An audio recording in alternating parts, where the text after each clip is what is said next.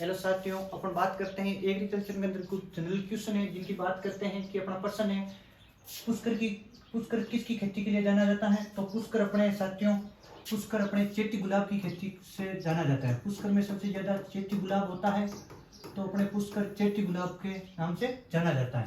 हरित क्रांति का क्या है? हरित क्रांति की बात आती है अपने को खाद्यान्य फसलें याद आती है। हरित क्रांति का मतलब होता है कि हरित का मतलब होता है उत्पादन, और क्रांति का मतलब होता है लंबे समय तक चलना। इसका यही मतलब है कि उत्पादन की दर होती है उसको लंबे समय तक बनाए रखना, लंबे समय तक बनाए रखना। अगली अपन बात करते हैं कि हरित क्रांति किस सन में स्टार्ट हुई, किस सन में स्टार्ट नहीं हुई। तो हरित क्रांति की शुरुआत अपने 1967 से 1967 के दशक में मानी जाती है। 1967 के दशक में मानी जाती है। हरित क्रांति का जन्मदाता अपने विश्व में डॉक्टर नॉर्मन ई बोरलॉग को माना जाता है, और भारत में इसका श्रेय हरित क्रांति का श्रेय अपने डॉक्टर एम एस स्वामीनाथन को जाता है। तो अपन बात करते हैं विश्व में तो अपने हरित क्रांति में नॉर्मन बोरलॉग, और भारत में अपन बात करें तो डॉक्टर एम एस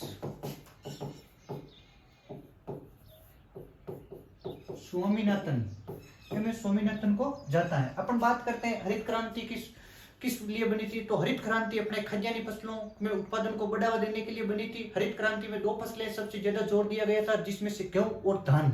चावल को हरित क्रांति में ज्यादा मान्यता दी गई थी, जिसमें धान प्लस गेहूं का बढ़ावा देने के लिए हरित क्रांति की शुरुआत की गई थी। लेकिन अपन बात करते हैं कि इन 2 फसलों को ही क्यों बढ़ावा दिया गया है, क्योंकि खाद्यान्य उत्पादन में कमी लगातार हो रही थी जनसंख्या के बढ़ते कारण। तो अपने इन 2 फसलों को बढ़ावा हरित क्रांति के अंदर दिया गया। हरित क्रांति के किन फसलों को बढ़ावा नहीं दिया गया? तो हरित क्रांति के अंदर अपने दलहनी फसलों को बढ़ावा नहीं दिया गया।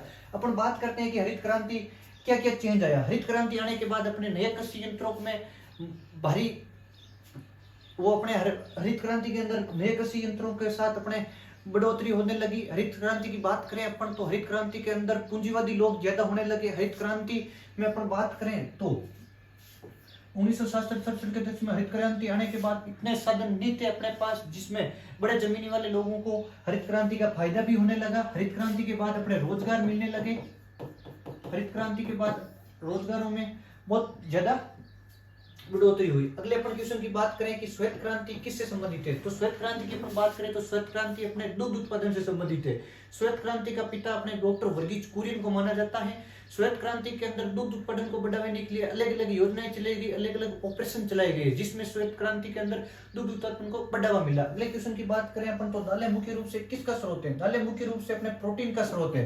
दालें मुख्य रूप से प्रोटीन का स्रोत है। तो कार्बोहाइड्रेट का स्रोत कौन सी फसलें होती है? तो कार्बोहाइड्रेट का स्रोत अपने अनाज वाली फसलें होती है। अगले क्वेश्चन की बात करें काजरी कहाँ स्थित है। Central arid research institute.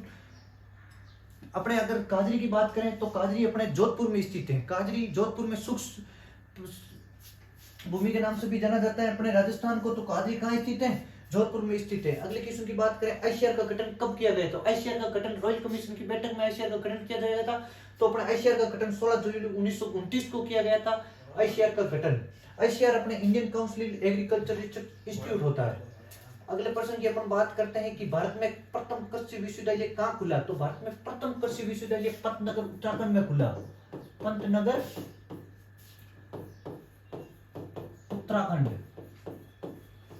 Uttarakhand में अपने भारत में प्रथम कृषि विश्वविद्यालय खुला था। भारत में प्रथम कृषि विश्वविद्यालय पंतनगर उत्तराखंड में खुला था। लाल सड़क बीमारी किसकी गंभीर बीमारी है। तो लाल सड़क बीमारी अपने गन्ना की सबसे गंभीर बीमारी है। गन्ना में अक्सर अपने को देखने को मिलता है कि लाल धारियां बन जाती है, जिसके अंदर लाल सड़क बीमारी अपने गन्ना से संबंधित है। एसआरआई तकनीक किससे संबंधित है। एसआरआई तकनीक की अपन बात करें तो एसआरआई तकनीक अपने चावल से संबंधित है, धान से। एसआरआई तकनीक के अंदर अपने चावल की रोपाई करने के बाद एसआरआई तकनीक में जल मांग अधिक बढ़ जाती है, चावल में ज्यादा उपज होती है, उत्पादन क्षमता बढ़ जाती है। तो एसआरआई तकनीक अपने किससे संबंधित है। एसआरआई तकनीक अपने धान से संबंधित है, धान चावल राइस से संबंधित है।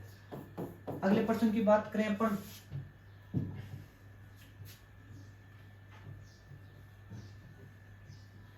कि भारत में सबसे ज्यादा किस फल का क्षेत्रफल है, तो भारत में सबसे ज्यादा अपने आम के फल का क्षेत्रफल ज्यादा है। भारत सबसे ज्यादा, राजस्थान में सबसे ज्यादा आम अपने बांसवाड़ा में होते हैं, और भारत में सबसे ज्यादा आम अपने उत्तराखंड में होते हैं, उत्तर प्रदेश में होते हैं। भारतीय कृषि अनुसंधान संस्थान कहाँ स्थित है? भारतीय कृषि अनुसंधान संस्थान अपने नई दिल्ली में स्थित है। भारतीय कृषि अनुसंधान संस्थान कहाँ स्थित है? नई दिल्ली, IARI। अगले क्वेश्चन की बात करें, मूंगफली का उत्पत्ति स्थान पूछा गया है, तो मूंगफली का उत्पत्ति स्थान अपने ब्राजील है। मूंगफली का उत्पत्ति स्थान क्या है? ब्राजील। अगले प्रश्न की बात करें, सरसों का कुल, सरसों का कुल अपने कुर्सीपेरी है। सरसों का कुल अपने कुर्सीपेरी, सरसों का कुल अपने क्या है? कुर्सीपेरी। अगले प्रश्न को अपन बात करते हैं कि मूंग को अन्य किस नाम से जाना जाता है, तो मूंग को अन्य अपने गोल्डन ग्राम, मूंग को अन्य अपने गोल्डन ग्राम, एक अपने जाता है ग्रीन ग्राम के नाम से भी मूंग को अन्य नाम या संख्या मूंग की अपने दी गई है। अगले प्रश्न की बात करें, अपने तिल कुछ कुल का पौधा है, तो तिल अपने पेडालिएसी कुल का पौधा है। हर फसल का अलग अलग कुल होता है, हर सब्जी का अलग कुल होता है, हर फल का अलग कुल होता है। तो इसमें से अपने तिल को पूछा गया है शिक्षा विज्ञान के अंदर, तो तिल किसका कुल का पौधा है, तो तिल अपने पेडालिएसी कुल का पौधा है।